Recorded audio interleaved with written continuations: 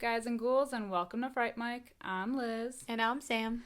And we are in a new month, Nightmare in Suburbia. Woo! That is our theme for June, so we're going to be talking about all those spooky suburbia nightmarish movies. Your creepy neighbors. Because not all nightmarish things happen in the cities or the cabins in the woods. Sometimes they're in next door. Yeah, which is even scarier. Yeah, a lot of weird things happen in the suburbs. Yeah. We would know, we live there. Exactly. It's just cool. Like, it's cool to do this theme because there are so many times, like, movies in suburbia are like white picket fences and green grass and blue skies, and then yeah, boom, the nightmare. Aliens. Yeah, aliens. Killers. Vampires. Oh, the occasional vampire. So we're kicking this month off talking about one of my favorite horror movies of all time. It's definitely in the top 5. I could not wait to talk about this movie, and it's going to be 1982's Poltergeist. Ooh. So like I said, Poltergeist came out in 1982, and it's currently sitting at a 7.3 out of 10 on IMDb. It's got an 85% on Rotten Tomatoes. Hey, classic. It's so good. Classic. So before we kind of like when we were planning out what we wanted to like talk about this month, Sam, you had never seen Poltergeist before this. I had not. I just watched it for the first time, I think like last month. Maybe. Yeah, it had to be like last month. Yeah. I mean, there's nothing else to do. What did you think about it? Do you think it still holds up? Definitely. I really liked this movie. I really liked it a lot. Yeah. There was a point, and I don't remember what point now, but like I had actually jumped for a minute. I even think like the guy peeling his face off is still my favorite part of the movie. Like that's like the only gore in the movie. Yes. It's so good. I can't praise this movie enough. I really liked it. Yeah, it's one of my favorites. I think I don't know, it's one of those movies that's like a comfort movie for me. Like I can always throw it in like the DVD player or whatever. Like I can always put it on, and I just like, even though I've seen it like a million times, like it's just a go-to for me. Yeah, I can see that. Yeah. I think it's special because you know, there's so many movies that are like haunting movies or just like really eerie, like, you know, there might be, it's either like a house is haunted or a person is haunted, but they rely so much on like there's like gore and like the creep factor, but this movie doesn't rely on that. Yeah. I mean, there are like creepy, eerie things that happen, but there's like little to no gore. Yeah. And I think what's really important too is like, especially in the beginning, you kind of get time to like meet the family and have like that connection with them. Yeah, I feel like nothing really truly creepy happens for like the first half hour. Yeah. You know, when like all the weird things start to go on. Yeah. I have to say this. I think I liked okay. I know this movie is really good and I like it and nothing's going to change my mind on that. But I did see I saw the remake before I saw the original. Oh, and it's so funny because I really hated the remake. I was like, this is crap. This is stupid. Why would anybody like this? Why would they do a remake of it? The original should probably, like, it's got to be terrible. And I watched the original. I was like, oh my God, why would the remake just shit all over this movie like that? Like, how could they fuck that up that bad? I know. I remember seeing the remake. I only saw it once, and it's when it came out. Same. I remember going in with a bad mind because I love this movie so much, and I don't know. It's like, don't touch perfection. You know? I know. That's how I feel when I hear people want to redo The Crow. Yeah. Don't do that. Don't touch it. Get some new ideas, Hollywood. Right. Stop ruining everything. There are some things you just can't redo, and I don't know how with all the modern technology they fucked this movie's remake up so bad. I know. They should have never done it. Yeah, you know, it's been a while. When did it come out even? Do you remember? Because 2013, 2015? Okay. I know that they had like similarities, but obviously like nothing. I remember there being parts of it that were a lot different. Yeah. But I don't know, and plus like it was a really weird like casting decision with the new one. I don't remember who's in it. I want to say Sam Rockwell. Really? Is the dad? Yeah. It's like, what? It's like the dynamic was like totally, and that's what makes this movie, like the original Poltergeist, is like the family, like you care about them because they're like, you get attached to them. Yeah, they're lovable, they're goofy, they all have their faults, but, like, they're charming. Yeah, they're just, like, that you believe that they're a family. Right. Like, they're fucking getting high in their bedroom. I love that. That's, like, the best couple ever. I know. But, yeah, so, like, but in the new one, they don't have that. You just, like, don't feel for them, which I feel like is the problem with a lot of these, like, movies, because they, like, churn out all of these haunting movies. Like, you don't necessarily, like, connect or care about the characters, and right. that it just becomes reliant on the jump scares, the like whatever, you know? Yeah, exactly. I feel like there's only a few movies these days that have done it like really, really well, and one that comes to mind is like Insidious. Yeah, the whole idea of like someone being haunted, not a place necessarily. Exactly. Yeah, the haunting on the living rather than the place that people are living. Yeah, which is the main thing about this, is that it's not technically a haunting. Right. It's a poltergeist. Exactly. It's attached to a human. So this movie is directed by Tobe Hooper. Tobe Hooper. And kind of Steven Spielberg. Yeah, ish. Because I know that I've heard it before, but when I was kind of like looking over like the like Fright facts on IMDb, that like Steven Spielberg wanted to originally make this movie, but he had already been like kind of tied to making E.T., which actually like is kind of, I mean, they're like completely different movies, but they have almost like the same vibe, because I swear to God the neighborhoods look the same. And it's like involving like a young protagonist. I've never seen E.T., full disclosure. I just know that there's an obsession with Reese's Pieces, oh my God, Reese's Pieces, and Drew Barrymore's in it. Yeah, she's really young. Yeah. Like, I think this might have been one of her first movies. Yeah, she still has like a fat little kid face in it. Yeah, she's cute though.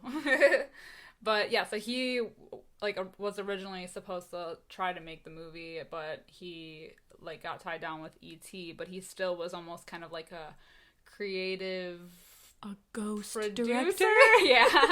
I know, like, they were talking about how, like, the article that I was reading, that he had, like, a major creative hand in the movie, and so, like, yes, it was Tobe Hooper directing, but he had the influence and the post-production of Steven Spielberg, which you can definitely feel in this movie. Yeah. Even with, like, the soundtrack.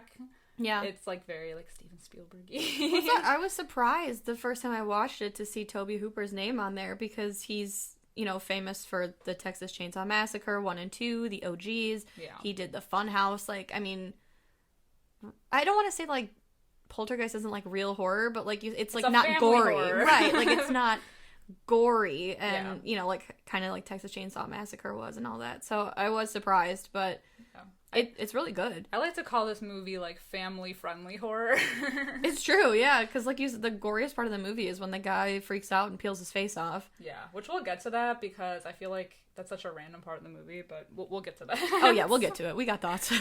But, like, the whole beginning of the movie, basically, you kind of just meet the family, their dynamic. You have, like, the dad, Steven, the mom is Diane, and then their 3 kids, Dana... Robbie and little Carol Ann. Who's like the cutest little girl ever. She really is. Was the cutest little girl ever. Yikes. Yeah.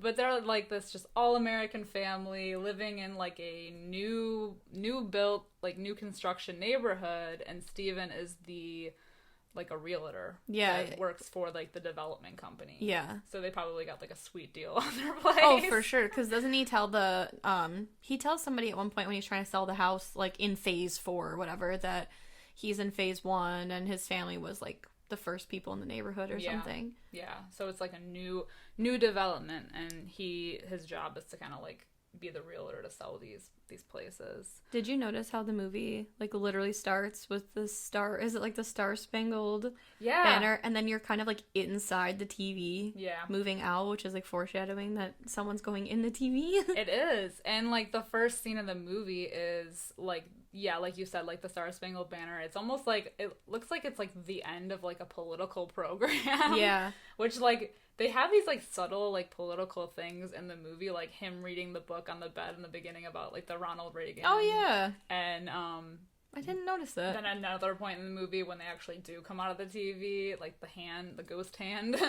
and like the same thing is playing. Yeah. There's just like, those are the ones I could think of. I'm sure there's more, but like. See, I always thought, because I know like back in the day, like before the 80s, like I mean like back in the day, they would always like cut TV programs off at a certain time at night.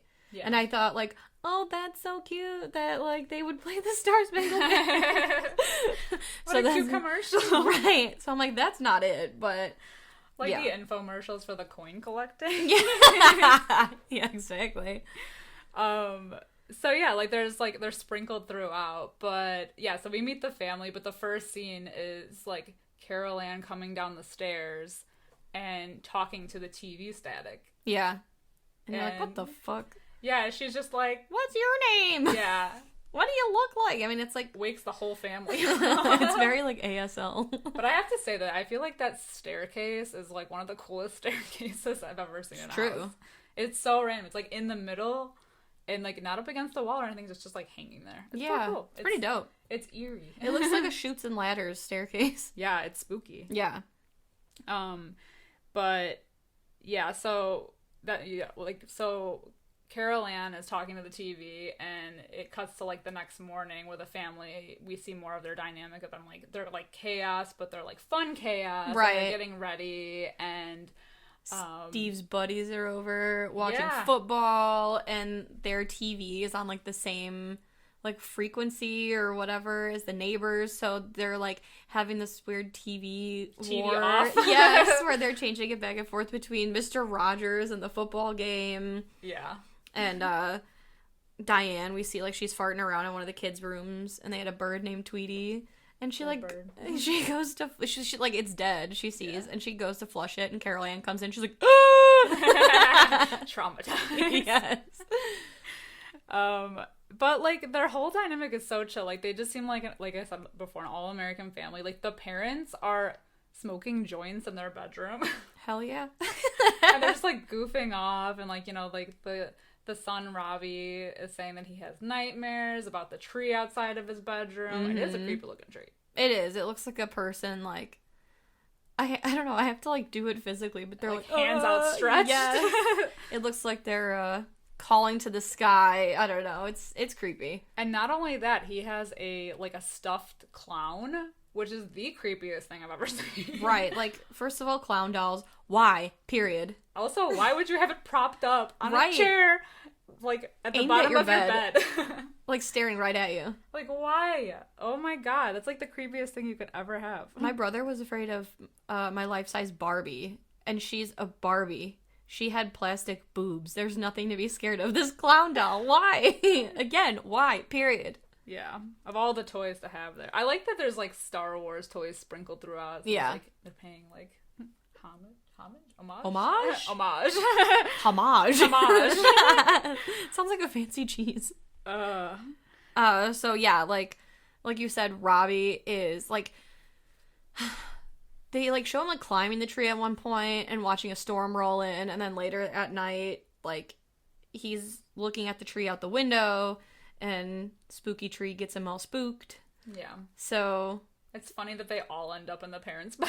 Yes. By the end of it. Yes, like, there's, like, a whole scene where, like, they're smoking weed, Diane and Steve, in their bedroom, and they're, like, kind of laughing about how, Diane used to sleepwalk when she was little, and she thinks it's genetic, and that's why Carol Ann sleepwalks, and then they're almost kind of, like, laughing about how Diane was like, yeah, I sleepwalked and wound up in the back of some guy's car, and they gave me psych tests, they thought I was molested, the whole thing, like... So casual. Laughing. Casual 1980s. Yes, but then, like, yeah, Robbie comes in, he's like, oh, I'm scared, and... Steve tucks him in, and he's telling him that old, you know, wives' tale about if you count the seconds between when you see the thunder and hear the lightning, or you know what I mean. Hear the thunder and see the lightning. Yeah, then you can count how far the storm is, and, you know, when it gets farther apart in seconds, then the storm moves away. And you're like, oh, thank God, they're going to sleep in their own bed. And, yep, no, Carol Ann and Robbie still end up in Steve and Diane's bed. Yep. But that's, like, the next kind of, like, big TV moment. Because the static comes on the TV again, and it wakes Carol Ann up, and that's when she hears, like, now that we hear, like, the whispering coming from the TV, like, there's, like, TV people. and then like the ghost hand, like weird foggy smoke comes out, and like reaches out to her, and like it kind of like, I don't know what it does, it like hits the wall, it shoots into the wall, and just shakes like the a laser, the whole room, like it's like an earthquake, like an earthquake is happening, and it wakes everybody up. And the cutest little line, they're here. With their sweet little bangs. She is so cute. I know. Her big blue eyes and her, like, sweet little blonde hair. I know. So it makes it even creepier. I know, but... I know. The next morning, there's, like, again, more family chaos. Steve's getting ready for work and talking on the phone about, like, oh, yeah, there was an earthquake. And then... like, nobody else felt it. Right. And I also thought this was weird. So the daughter, Dana, is leaving for school, and there's, like, construction workers in the yard because they're building a pool. And they're all, like, woo! Like, catcalling her and, like, making faces. And she, like, kind of flips them off and rides away. And Diane is watching this, and as a mother I would be like, you perverts, you're fired and whatever, but she's like, oh, those construction workers and their sexual harassment, hilarious. I feel like she's so young. The mom? Yeah, she's got like a nice ass. She's got a good bod. She's so young. She looks like she's like had them really young. Yeah, for sure. Like, she doesn't look much older than the oldest daughter. That's true. Maybe it's the mentality. Could be. They had him young. Wow, how flattering. But Diane, because like everything that happened the night before, and then Caroline making they're here comment, she's like questioning her, like, who were you talking to last night? Like, what did you see? And then she was just like, oh, it's the TV people. Of course, the TV people. Yeah. But like a lot of weird things happen that morning because like the glass breaks that Robbie's holding, it just like the bottom like comes off. Oh yeah. And then the silverware's all bent to shit. Yeah, the silverware is like bent, and he doesn't even say anything. He just like holds it up and it's like, okay. The hell? Yeah. And then I guess the two oldest kids go off to school.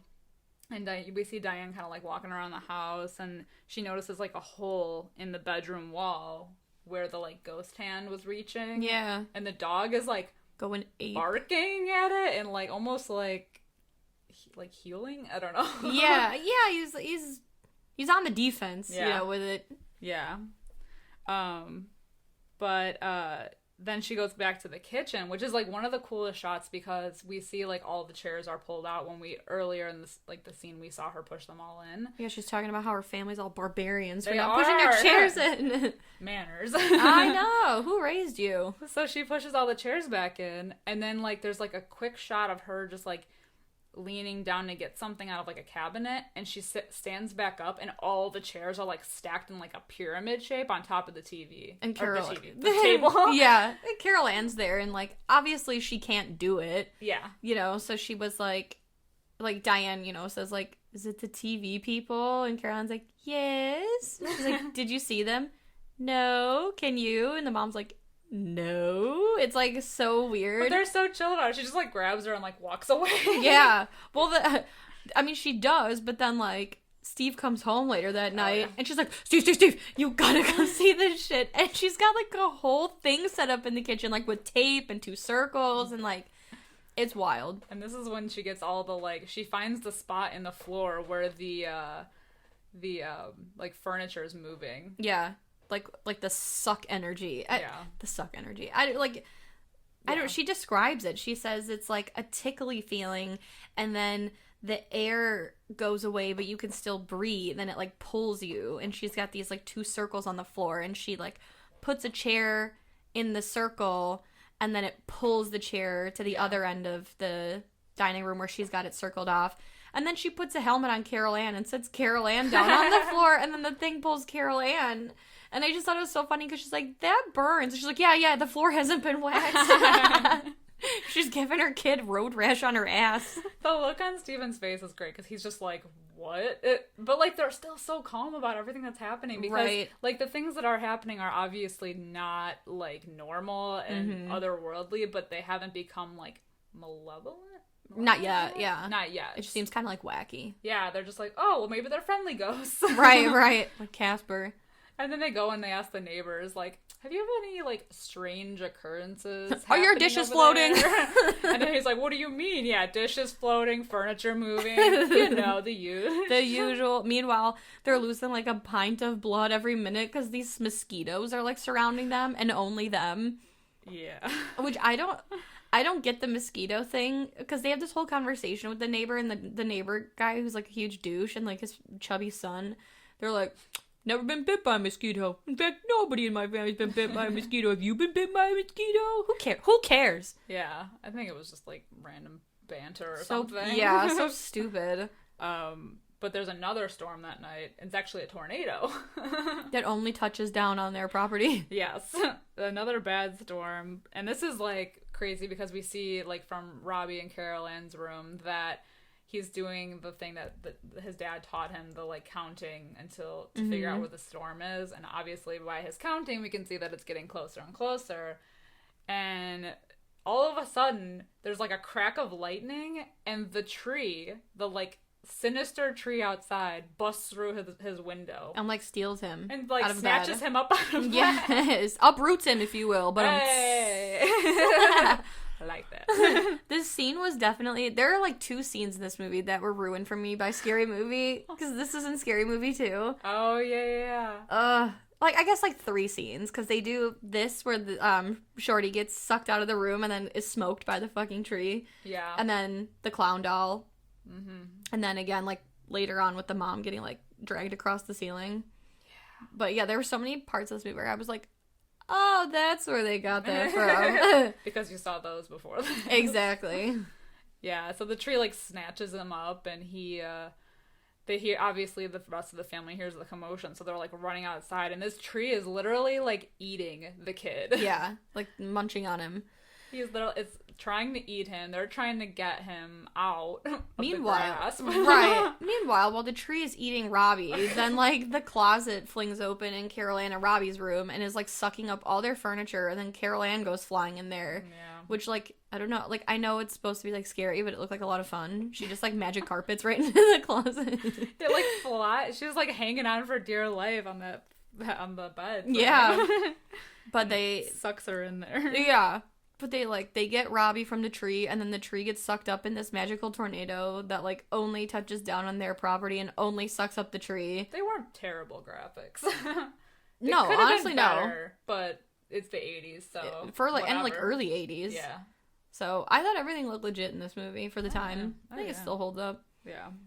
But, yeah, they all go, like, rushing in the house, and they realize Carol Ann's gone. And they're looking for her, and then it's Robbie that realizes, like, they can hear her in the TV. Yeah. Like, via, like, the static and everything. Coming at you live via satellite. Yeah. On cable. Right. Yeah, so Carol Ann is in the TV, and you can hear her in the static. And, yeah, it's pretty nuts. Yeah, and then, like, the next day, well, it's not even the next day because...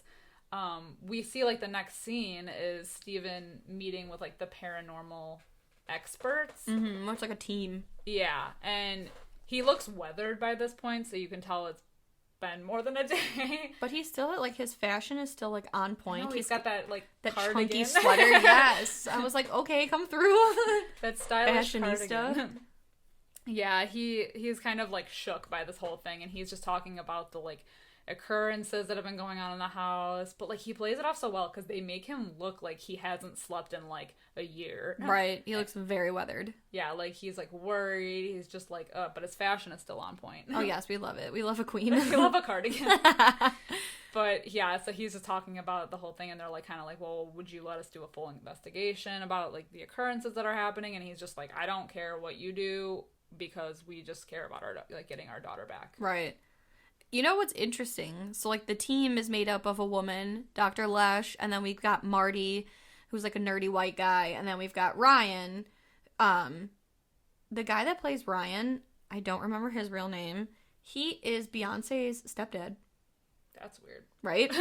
And he survived, like, a plane crash. It's so weird, because I think, like, the plane crashed in 1992, and he was in coach, and some guy asked for his autograph and swapped seats with him to thank him for giving his autograph, and then the guy that was in his original seat died.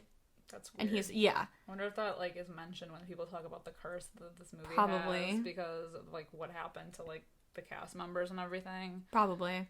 Ugh. I know. So weird, but yeah, Luke actually told me that. Huh. Luke was like, did you know that guy's Beyonce's stepdad? And I was like, bullshit. And then I, you like, look it secretly up? looked it up, and I was like, oh, he's right. Interesting. Yeah, apparently they got married in 2015. Oh, wow. Okay. Yeah. Well, the more you know. Fun Right? fact. We love a hidden celebrity. That night, the paranormal experts, like, they go to the house and they kind of, like, question the family, and you can see that, like, the lights have been flickering. Things are moving on their own, so they decide to stay the night there to kind of record what's been going on. First of all, I love the scene where they, like, first arrive, and I think it's Ryan, and he's like, yeah, thanks to technology, we have, like, a time lapse, and we caught paranormal, whatever. He's like, yeah, over 7 hours, we caught this car moving, this toy car moving a distance. And Steven is just, like, looking at him and then turns away to the next. Yes, he's like, 7 hours. And they open the bedroom with all the activity, and shit is just flying around the room, and they, like, close the door, like... Holy shit. It's like shade real. Without saying anything. Yeah. Like, oh, wait till you see this. Right. 7 hours, huh? That's cute. Yeah. Things got real in that room real fast. Oh, yeah. There's shit floating everywhere. Like the records and the clown doll. It's utter chaos. Yeah. And one of the things they'd mention is how the... like, what's occurring could be, like, one of two things. It could be a haunting, which means that there's something wrong with the house, or it could be a poltergeist, which means that it's still... attached. Yeah, like, it's still, like, it's something that is attached to a person, not necessarily a place, which makes it different. Right. But the difference is that a poltergeist could end really at any time. And that's when they freak out. Because then they realize, like, oh, well, we need to get Carol Ann out of wherever she is in this house. Right, before it ends. Yeah. It's, like, really weird, though, because then, like, after they have this whole poltergeist thing, they, like, contact Carol Ann via the TV to, like, show them what's going on. And, like, she's talking to them, and, like, I don't know, shit gets really weird because then, like, they tell her to, first of all, I love this movie, but this whole, like, stay away from the light, go towards the light thing, I don't know what's right or what's wrong. They tell her to do all kinds of shit, so I don't know, but they, like, tell her to stay away from the light, and then it, like, rains jewelry in their living room. Well, they realize that she has to be, like, obviously that she's somewhere in the house, but where she is, there might be, like, it's kind of like a place that's almost like it sounds kind of like a, what is it called? Like a purgatory? Purgatory, yeah. I'm like, What is that word, the P word? Like, almost like a purgatory where there's, like, these souls that have passed away, but they're kind of, like, waiting because they're, like, lost and they don't know where they are, but there's, like, talk of this light that they need to go towards and they need to be guided to be fully at rest. Mm-hmm. And, while there's, like, commotion going on throughout the night, this, like, portal opens up in the house, which we know that, like, one of the portals, obviously, is the closet, because that's where Carol Ann, like, flew through, but the next one looks like it could be in the living room, because it's, like, that's when all this, like, antique old jewelry, like, starts falling through the ceiling, and... like, even, like, dirt and just, like, weird things. Like, it's really bizarre. Yeah, there's, like, pocket watches and shit. Yeah. So, like, obviously that's meant to be, like, the exit to the portal since things are falling out of it. Yeah. But we don't know that necessarily yet. It just seems like a strange phenomenon. Yeah. And all through the night, things are, like, weird are happening. But they also do mention that with this, like, the people that are in this other place are kind of, like, attached to Carol Ann because she's still living. She's not supposed to be there. She has a life force that they don't. Yeah, so they're, like, attracted and drawn to her, but there's also something sinister in there with her. And it's pretending to be a kid. Yeah. So that's why she's, like, all up with it. Yeah, they insinuate it's, like, the devil. They do. They're, like, the beast. They call it the beast. Yeah. Yeah, but then it's, like, really weird because then Carol Ann's like, leave me alone. And then she goes away, and then this weird energy thing goes through Diane, and she was like, she went through my soul. Yeah. Yeah, and then I don't know where Marty was, but he was upstairs, and he comes, like ran to go. He's like, I'm gonna go in the kids' room. Oh, I thought he like went upstairs to take a dump or something. I was like, well, because he comes back down and he like got completely bit. Yeah, on his side. Yeah. Yeah. Oh my god, it looks so gnarly. Yeah. So things are like a little bit more sinister than they were before. Yeah, they're starting to get physical. Yeah. Yeah, but then like the three of them, the team, they like whisper in the dark about like, oh, well, if there's a way in, then there's got to be a way out. Mm-hmm. So kind of talking about this like entrance and exit to this portal thing that we're gonna like get to later. Yeah. But like one of the goriest things that happen in the movie happens that night, which is a little bit later. Like they're still kind of monitoring everything, and the one guy like hilariously just kind of like goes through their fridge to like take out all their food. He's got like a chicken leg in his mouth, and he pulls out like a raw steak, and then like at one point the steak is on the counter and it has like a weird chest burster moment. It's like moving by itself. It's like sliding across the counter. And then he drops, like he's in shock, so like the chicken leg falls out of his mouth and it's covered in maggots. And so he like it's so gross. So he freaks out and runs to the bathroom where he's, like, splashing water on his face. And he starts, like, he looks in the mirror and starts, like, pulling off, like, chunks of flesh from his face. Yeah. And I know it's, like, 80s and, it, you know, like, you can tell it's, like... someone, like a dummy like a doll. With someone's hands. Right. But it still, like, looks so cool. I don't know. It's my favorite part of the movie for some reason. I really liked it. Yeah. You know, those are Steven Spielberg's hands. Were they really? Yeah. Oh, shit. They were his hands, obviously, like, a dummy person, but, like, his hands were the one that was, like, pulling the chunks off. Oh, I didn't know that. That's like James Cameron. Those were his hands drawing Rose in Titanic. Ooh. Director cameo. They're hand guys. Yeah. But he wasn't really pulling chunks of his face off. It was just a hallucination. It was all an illusion. He seems pretty tweaked about that after this. I don't blame him because that's like that scene in Black Swan where she picks at her finger and then God. Yeah. That's like the one thing I can't stand. Like, yes, I can do gore, but like when it's like things that are like nails breaking or like gives you a little tingle in your I get a tingle in my butt. Anyway, so then after all that, this like ghost lady appears at the top of the stairs, right? Yeah, the orbs come floating down the steps. Yes. Which makes the staircase look even cooler. It really does. Everybody should have a staircase like this in their house. I'm telling you. Yes, but when they play the tape back of all of the like spirits coming, they can see that they're like people, and those are like the lost souls. Mm-hmm. Happening. Yes, they get like I don't know, to me they almost look like miners. I don't know. I don't know why. They do have little hats. Right, they do. Okay. So after that, they're like, "Oh, F this," and they send like the kids and their dog away in a cab. Yeah. So they can do I love though that morning that like Steven's boss, like the head of the like development of the housing thing, stops by to like see him, and obviously he like told him that he was sick, and he looks sick, so it's convincing as hell, but like he's like coming in the house and like there's furniture moving and Steven's trying to like distract him on the DL. Yes. Oh my god. I forgot about that. Yeah, he's just trying not, like, and he sees all the camera work, and he's, like, kind of worried, like, oh, well, maybe you're gonna be, like, looking for a new job, and I don't know what you got going on here, but, I'm gonna take a walk with you. But he's, like, low-key hiding it. It's just funny because there's, like, stuff happening in the background. Yeah. So they do end up, like, leaving together because his boss wants to talk to him. They take a walk up to a cemetery. But you don't like see it right away. They're kind of talking about like the land in a valley. Yeah, talking about how they're gonna develop more of it and kind of create like another. They're starting phase 5 neighborhood on this hill that's like overlooking the entire thing.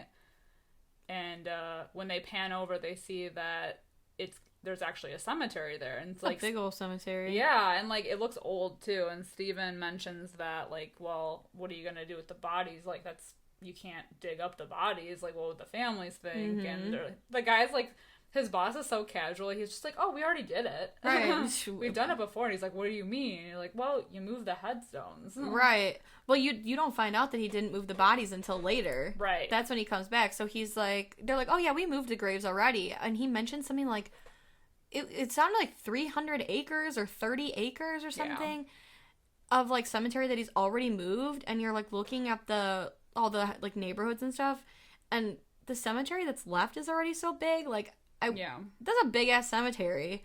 But yeah, anyway. A lot of ground to cover there. Right, so then you find out, like, they're living on, like, land that used to be a cemetery, so, like, that's kind of, like, why the hauntings are going on, or kind of, like, you're putting two and two together now, like, why everything's kind of happening the way it is. Yeah. Well, that night is when they bring in Tangina. I called her Tangina. Oh, God. Because I didn't know that. But it's Queen Zelda Rubinstein playing Tangina. She's a boss. She's so sassy in this movie. I love her. She is. Oh, like, I love it. Yeah. Can you give me some space? You're jamming my frequency. I love her. I know. Well, then she's walking around the house and kind of, like, getting a feel for everything. And she's upstairs, and she, like, asks Steven a question. You know, she's like, why is the door locked, Mr. Freeling? And he's a smartass, and, like...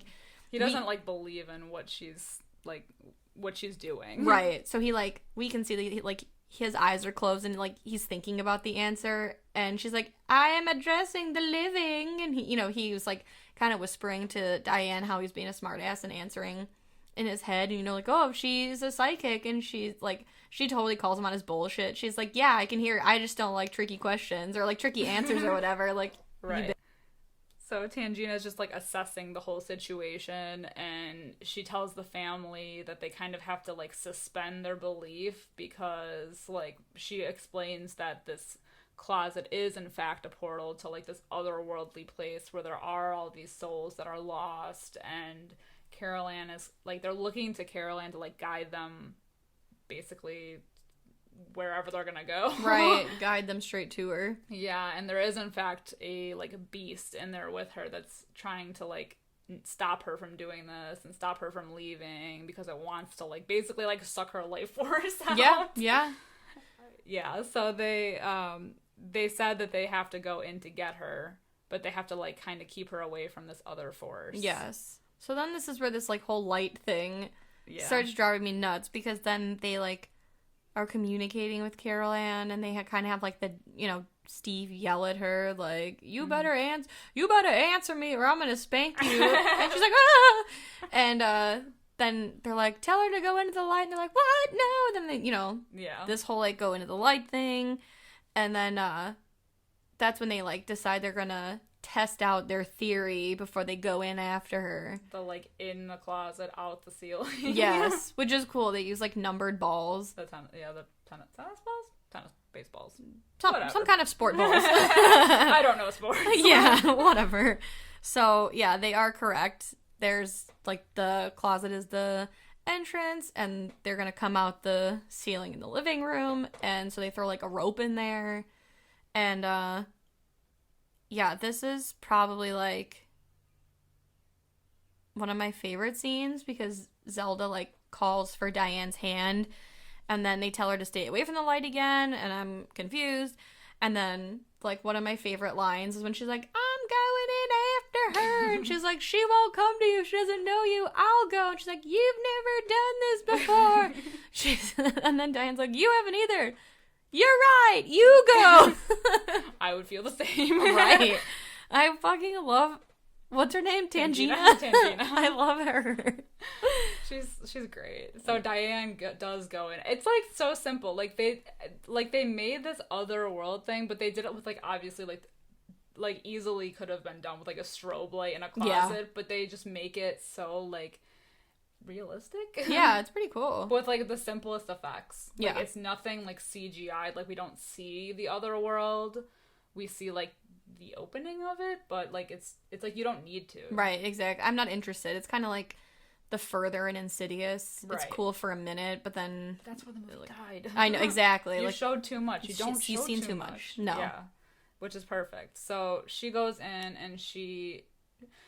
So she goes in and, like, I guess Tangina is, like, chanting about this light again. About the light and, like, calling out to the souls and everything. And Steven is, like, in charge of pulling the rope, but he pulls it too quickly because he, like, gets frantic and starts freaking out. And, like, he pulls, and that giant, like, demon skelly head comes out, which is like one of the best scenes because they're like, you're doing it too early. It just like flies out. It's like huge. This big ass head, and then Steven's like, ah! And he lets go of the rope. He said he wouldn't let go. He said he wouldn't, but he lied. He lied. Just like Rose in Titanic.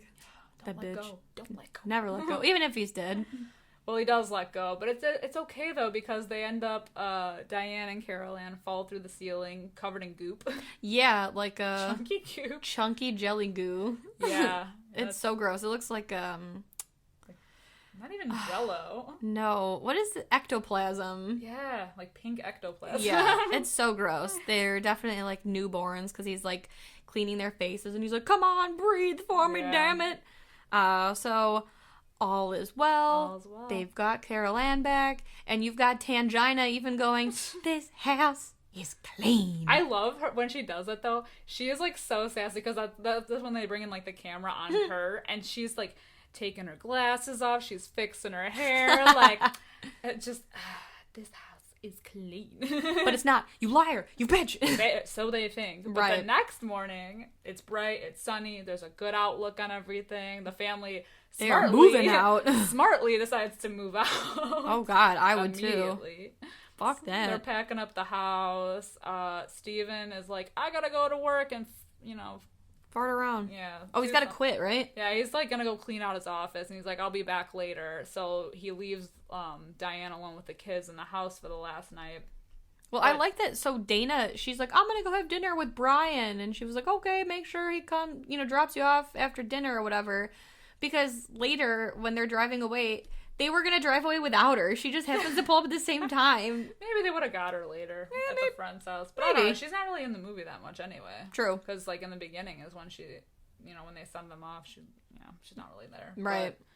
But, anyway. Regardless, Diane's alone with Robbie and Carol Ann in the house, and she's like, well, like, they're packing up. They're, like, just waiting for him to come home, and they're gonna go stay at a motel Holiday down Inn. By the freeway. Yeah. And so she decides to just, like, relax and, like... She colors her hair with box dye to cover up that gray streak she now has. As a cosmetologist, are you offended? I'm offended. Yes, as a cosmetologist, bitch, I'm offended. I know you've been through some shit, but come on. At least she did it. I mean... I guess. After being, through this traumatic event, she really wanted to keep up her looks. That's true. Hey, I guess I'm offended still, but I guess a girl's got to do what a girl's got to do. Well, the kids are playing in said room. Tisk, tisk. Why? But they're playing in the room, and we see Diane is just, like, brushing her hair out after her bath, and the, like, closet. Oh no, the clown part. That's what happens first. Yes. The clown, they fall asleep, but, like, Robbie wakes up and the clown, which was sitting on the chair, is no longer sitting on the chair. Nope. He, like, appears behind him on the bed because Robbie, like all kids do, decides to look under the bed for the clown. Why, though? I would never. I don't know. I never did. You hide under the blanket where it's safe. Exactly. Nobody sees you under the blanket. Idiot. The demons can't get you there. Damn straight. Unless you're Kayako from The Grudge, but we don't speak of her. We don't talk about that. I'm still traumatized. Anywho. Yeah, Robbie gets, like, choked out by this clown, and then at the same time, this spirit starts, like, wrestling Diane around the room. Yeah, because she can hear them screaming. So she, like, goes to get up to, like, run to them, but it literally, like, pushes her back down in the bed, and it's just, like, I don't know, it's like swiffering the walls with her ass. Yeah. Like, she's trying to get up, but she's, like, crawling on the ceiling because she's, like, stuck on the ceiling, and it's, like, stopping her from, like, getting to them. Yes. But These then invisible forces. Yes. And then at the same time, we see, like, while Robbie is, like, effing with this clown, this, like, I don't know, like, jelly monster is, like, bursting from the closet. Yeah. And Diane somehow breaks free from the ghost thing and goes to, like, their bedroom, and this, like, skelly ghost is, like, guarding the door. It's cool, though, because they have that shot of her running down the hallway, but the hallway, like, stretches. Oh, yeah. And it's, like, so cool because it's, like, they're messing around with her. Yeah, definitely. Like her head and everything. So she's like running down the hall, but it keeps stretching and like it's just crazy. But yeah, she gets to the door and that like giant, skelly dog. Yeah, like whatever it is. The giant demon ghost thing, like it guards the door and stops her from coming in. So she's like freaking out at this point. She like bolts down the stairs, which everything now has become like electrified. Electrified, yeah. It's electric. It's electric. Yeah, like she's trying to open doors and she's getting shocked and everything. So she runs to like the backyard and screams for help from the neighbors. No one's responding, but she ends up falling into the like where they're building the pool. Yeah, which is like one of the most iconic scenes of the movie. It's like a big old mud pit. Yeah, it's like a mud pit. And she like falls in and slides right into like where the water's been pooling because it's been raining so much. And all these skeletons start popping up out of nowhere and like the caskets start popping up out of it. Yes. And she, I mean, obviously is terrified. She starts screaming. And I believe those are real skeletons that they use. Yeah, which they attribute to the curse, but I don't know about all that. No. Well, I think that's such BS because like real skeletons, I hate to say it, but like are cheap because they're everywhere. Yeah. And like if they really were like cursed, then like every science classroom or like old school like Hollywood movie that like they can't afford to use like prop skeletons on would be cursed. Like I know they use a real skeleton in Vincent Price's house on Haunted Hill. Hell yeah. And nobody talks about, like, nothing bad happened there. Right. So, like, the fact that they're like, oh, well, you dug up these bodies and used their skeletons for Hollywood is like, that's the curse. It's like, no, there was unfortunate events that happened, so it's just stupid to think otherwise. Right. And also, have we forgot the Paris catacombs are built from human remains and people tour through there all the time? As above, so below. Exactly. And nothing happens. So that's a bunch of bullshit. It's just dumb. But yeah. It's just dumb that people like, I don't want to rant, but like it's just dumb that people think about that, like that's the reason when like these tragic things happen. Actually, if you haven't seen it, Shudder has a whole episode in their cursed film series on Poltergeist. Oh yeah. And I remember they do talk about it. It's really good. It's really well made, but they do talk about that. Yeah. About like the skeletons and like the curse and everything, about like what happened with the actresses and everything. Yeah, it's really sad. Yeah. But yeah, so she's fighting for her life in this swimming pool. Aww. But she does end up like kind of climbing out, and the neighbors finally like come to her aid, and they're like seeing what's going on, like the skeletons all over. They see like they hear the kids screaming, the lights coming from the room, and they're just like, she's like, you need to help me, and they're like completely useless. Yeah. Oh god, yeah. But like they all like start getting sucked into this like hole thing. Yeah. Like the closet like now looks like a mouth. Yeah, because it goes back up to the bedroom, and like they're like again like trying to get sucked into the closet.